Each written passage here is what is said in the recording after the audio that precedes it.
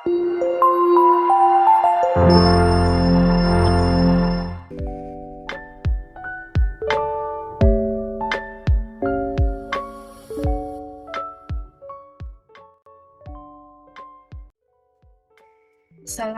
warahmatullahi wabarakatuh.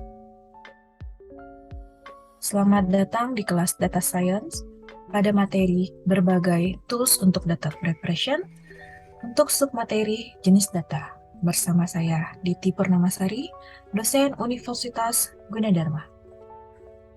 Seperti telah kita ketahui, secara umum data terbagi menjadi data kualitatif dan data kuantitatif. Contoh dari data kualitatif adalah nama pelanggan, domisili, tingkat pendidikan, menu makanan, dan yang lainnya. Yang masuk kepada contoh data kuantitatif yang terbagi menjadi kontinu dan diskrit.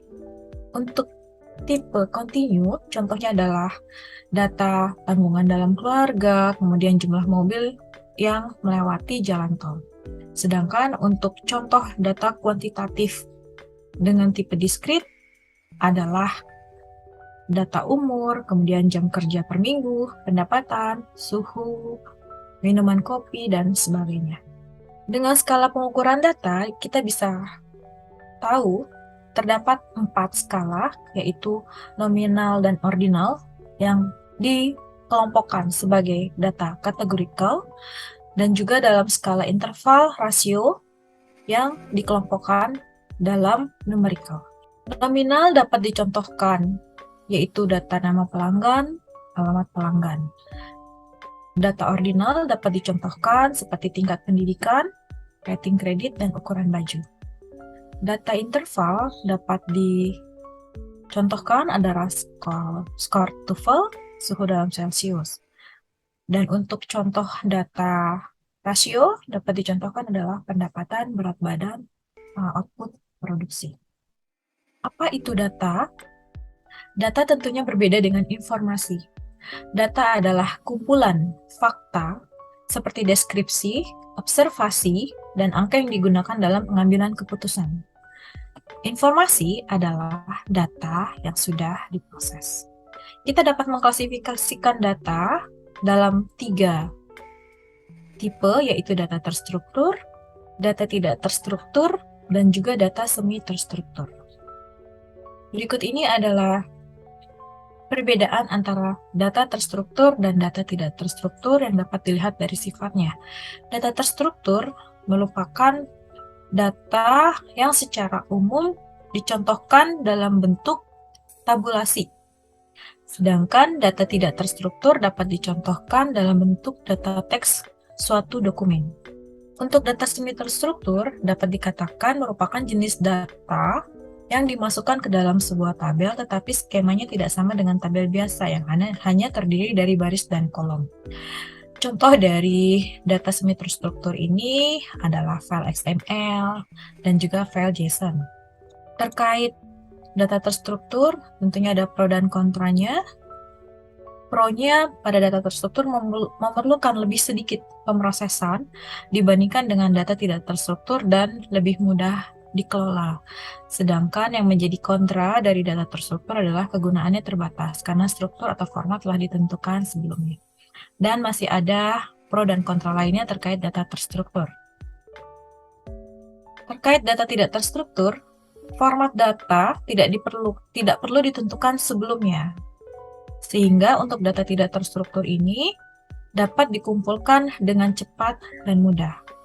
Hanya saja karena jumlah format yang lebih besar menjadi sebuah tantangan untuk melakukan analisis dan memanfaatkan data yang tidak terstruktur ini. Kita mengenal data relasional dan non-relasional. Data relasional tidak diragukan lagi memberikan model yang paling dipahami dengan baik untuk menyimpan data. Strukturnya adalah tabel terdiri dari kolom dan baris. Kita dapat menggunakan database relasional ini dengan menggunakan struktur query language. SQL memungkinkan penggabungan tabel menggunakan beberapa baris kode dengan struktur yang dapat dipelajari oleh sebagian besar pemula yang sangat cepat. Contoh dari database relasional adalah MySQL, Postgre, SQL, dan yang lainnya. Sedangkan untuk database non-relasional memungkinkan untuk menyimpan data dalam format yang lebih sesuai dengan struktur aslinya. Basis data atau database yang tidak menggunakan skema tabular kolom dan baris yang ditemukan di sebagian besar sistem basis data tradisional. Contoh dari database non-relasional ini adalah Redis, dan juga ada MongoDB, dan ada contoh yang lainnya. Berikut adalah contoh data terstruktur, terdiri dari 3 tabel, kemudian masing-masing tabel memiliki primary key yang tentu saja primary key ini akan menjadi relasi kepada tabel yang lainnya. Ini adalah contoh dari data semi terstruktur yang ditampilkan dalam format JSON. Kemudian, beberapa contoh data tidak terstruktur yang dapat digunakan dalam analisis yaitu klasifikasi gambar dan suara, kemudian dapat juga digunakan untuk model prediksi, serta chatbot dalam pengalaman pelanggan. Sumber data terdiri dari 2, yaitu data primer dan data sekunder. Data primer didapatkan dengan cara wawancara langsung, wawancara tidak langsung, Bayesian questionnaire, observasi, dan Internet of Things.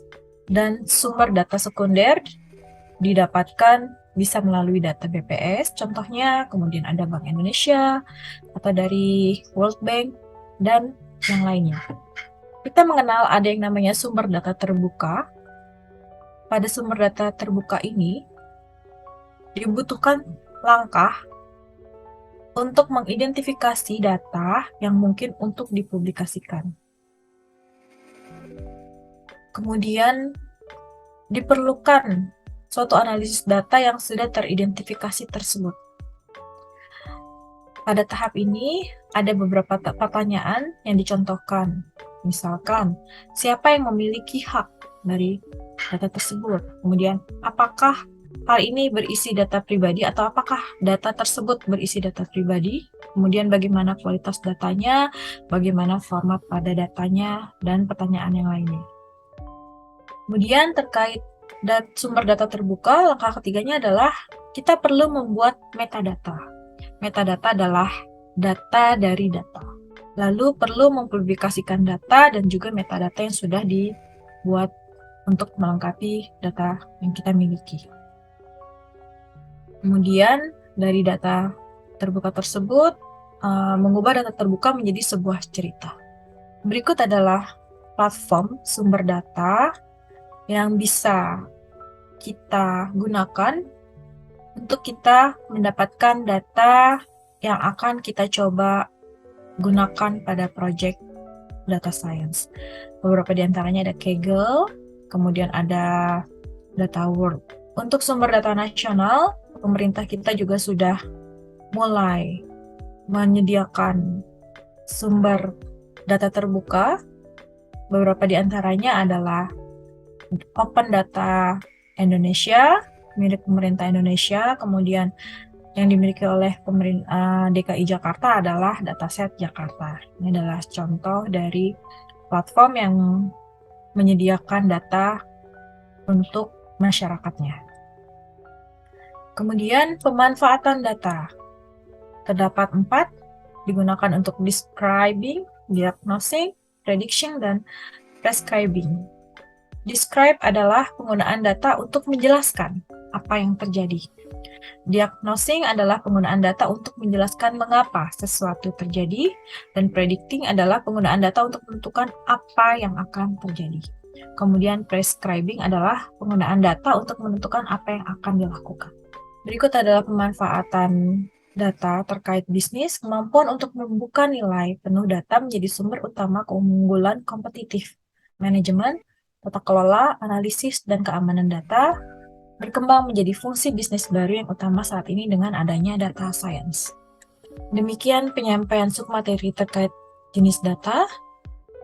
Selamat menjalani kelas data science. Terima kasih. Wassalamualaikum warahmatullahi wabarakatuh.